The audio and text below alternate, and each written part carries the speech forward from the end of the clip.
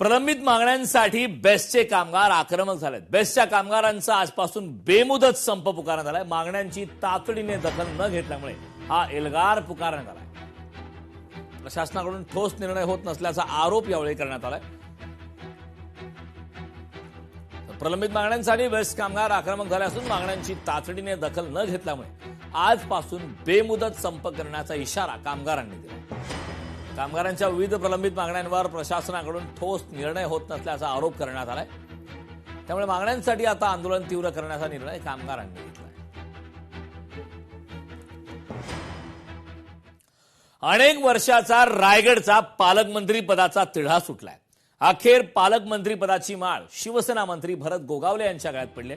गोगावले काही कामास्तव आग्रा येथे गेले होते। उशिरा रात्री मुंबईत परतले असता एअरपोर्टवर कार्यकर्त्यांनी गोगावले यांचं जंगी स्वागत केलं, तसेच घोषणाबाजी करत अभिनंदन केलं।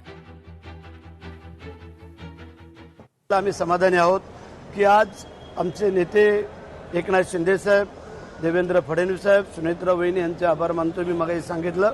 आणि मग माझ्या जिल्ह्यातले आम्ही 7 आमदार, 2 खासदार, जिल्हा परिषदेचे अध्यक्ष, उपाध्यक्ष, जिल्हा परिषद सदस्य, पंचायत समिती सदस्य, सभापती, नगरपालिकेचे नगराध्यक्ष, नगरसेवक आणि माझ्या तमाम जनतेचे, माझे कार्यकर्ते, पदाधिकारी, मतदार बांधव या सगळ्यांच्या मनापासून आणि सगळ्या अधिकारी वर्गांचे आभार मानतो। भाजपकडून राष्ट्रीय कार्यकारिणीची घोषणा करण्यात आली। माजी खासदार भारती पवार यांची राष्ट्रीय उपाध्यक्ष पदावर वर्णी लागली। मुंबईतील शिवप्रकाश यांची राष्ट्रीय सहसंघटन मंत्री पदावर फेरनिवड झाली। महाराष्ट्रातील खासदार विनोद तावडे राष्ट्रीय महामंत्री व केंद्रीय मंत्री पियुष गोयल कोषाध्यक्षपदी कायम। सोशल मीडिया सहसंयोजक म्हणून प्रीती गांधी यांना मात्र संधी मिळाली।